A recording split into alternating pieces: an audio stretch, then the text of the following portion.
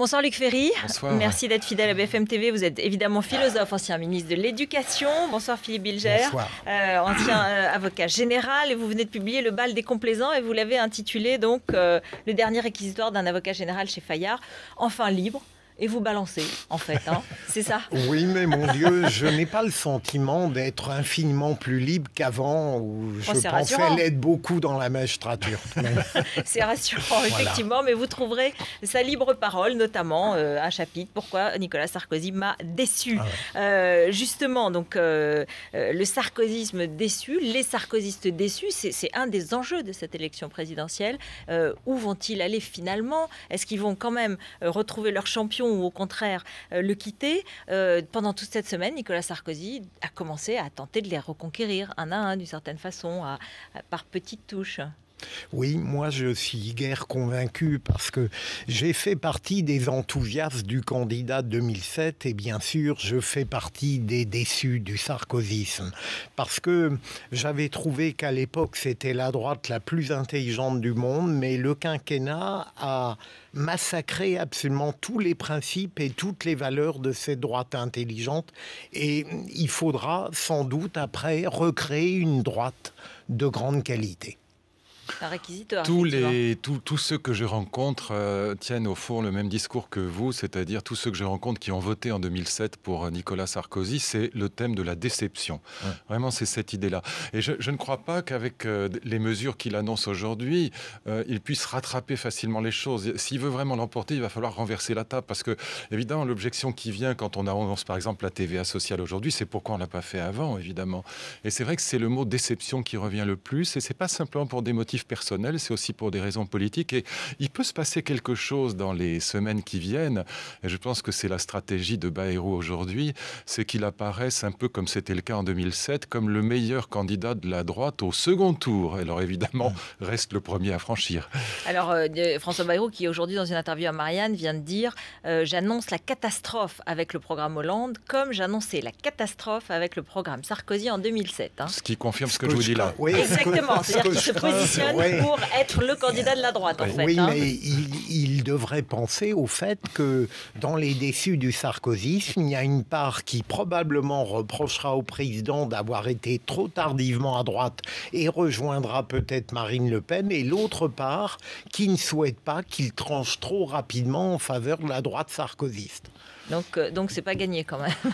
Non, c'est pas gagné. Alors cela dit, tout le monde sait que c'est un formidable débatteur, que c'est un candidat, un politique extrêmement redoutable. Bon, mais en même temps, voilà, moi je vois aussi beaucoup de gens autour de moi qui disent mais on sait qu'il est très bon à la télévision, on sait qu'il parle très bien, on sait qu'il argumente très bien, on sait que c'est un type hyper intelligent. Bon, mais voilà, on n'y croit plus. Et il a annoncé des idées nouvelles et la présence de l'extérieur dans la politique française et que ce serait une campagne du 21e siècle. Moi j'ai retenu ça. Oui, mais je pense qu'il est un formidable candidat sur le plan technique, mais il ne sera plus du tout dans les mêmes conditions qu'en 2007.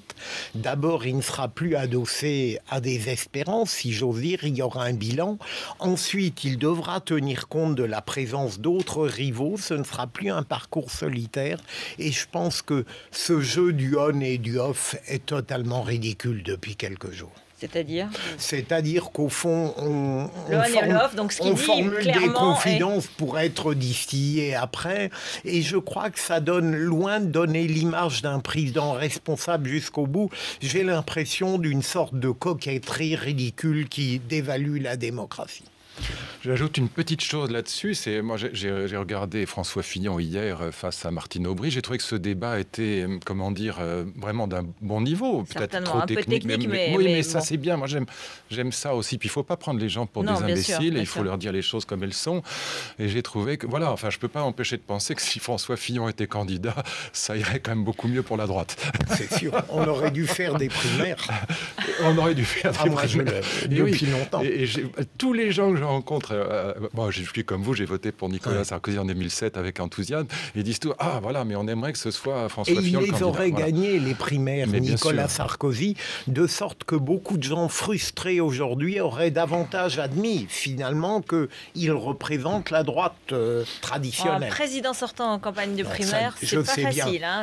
Regardez Barack Obama, il n'en fait pas. Hein. Mais il rêvait de rupture, le président Sarkozy. Il aurait pu innover là-dessus. Alors, parlons des choses désagréables. Encore, il y a une petite chose qu'on a reprochée aujourd'hui, qui est sortie de chez nos confrères d'Europe 1, qui disait qu'il y avait peut-être quelques ouvriers de plus dans le chantier qu'il a visité dans l'Essonne.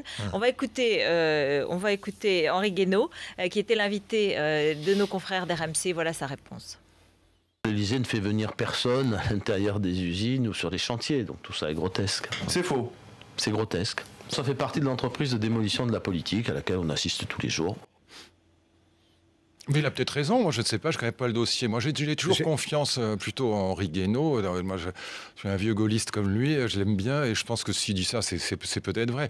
De toute façon, franchement, là où il a de toute façon raison, c'est que même si c'était vrai, c'est pas très important, on ne va pas mettre la campagne là-dessus. Ah non, mais tout de même, moi aussi je trouve qu'Henri Guénaud est quelqu'un de très remarquable, qui garde une parole libre, mais apparemment l'Élysée n'a pas démenti cette chose. Si, ils l'ont démenti. Bien sûr, parce absolument. que cet après-midi, j'avais lu sur un autre site. C'est démenti.